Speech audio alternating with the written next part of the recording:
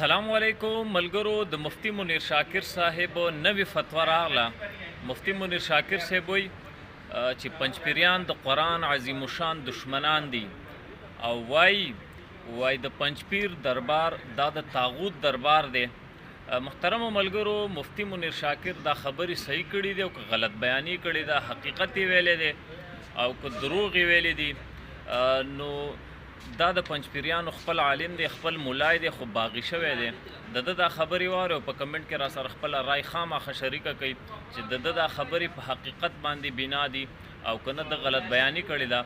راځئ د منیر شاکر د خبرې را سره واورئ. خپل پنجپیری دی او دا خبرې پنجپیریانو پسې کړي دي. راځئ دا را سره لږ واورئ. پنجپیریانو به وایي یاره جي تبلیغیان د قرآن دشمني کوي، موږ وی چې وي به یاره جي بریلیان د قرآن دشمنی کوي، موږ وی چې وي به.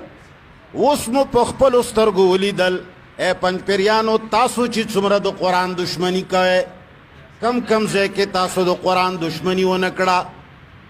بلوچستان کې وګوره کمو ځایونو کې تاسو د قرآن د بندولو کوشش نه دی کړی. صوابع کې څو ځله تاسو قرآن بند که، په بېشام کې دې څومره خوارې وکړې. هغه آیاتونه د څه شول چې تا به ټول عمر د قرآن آیاتونه به در ایستل، په خلکو به دې فټ کول چې هغه خلک چې د الله جومات کې د توحید نه خلک منع کوي. یا څه شول؟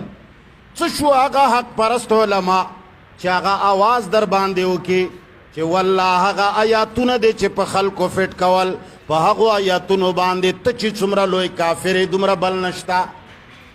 صرف دومره خبره ده. بعضی سړي خوله ډېره تیروي، نو هغه ټولې دنیا باندې خپله خبره اورئ. تا خو د دنیا خلقو نه ناکاره جوړه کړي. کله به د تبلیغیانو پسې خبرې کولې، کله به د مبتدعینو پسې خبرې کولې، کله به د دیوبندیانو پسې خبرې کولې. اوس د ریکارډ وګوره کمو ځایونو کې تا قرآن بند که. شیخ عبدالسلام رحمه الله کافر و، هغه قرآن وی که څه شی وی. کمو ځایونو کې د هغه خلاف جلسې وکړې او خلقو ته د هغه ګمراه ثابتولو. چل څه سوا د دې نه چې ستا دربار یې نه منلو او ستا دربار بالکل د طاغوت او د غیر الله دربار دی. لکه څرنګه چې د ابوجهل کور نه خلقو ته هدایات ورکولی کېدل چې محمد رسول الله او د هغه ملګري تنګ کړئ، جومات کې مانځل مه پرېږدئ. هغه هدایات نن ته ورکئ. هغه ښه سړی نه و، ته ډېر ښه سړی. حق ویلو والا علما څه شو؟ ای خلقو هغه مولیان څه شو چې ټول عمر به وی چې موږ قرآن منو.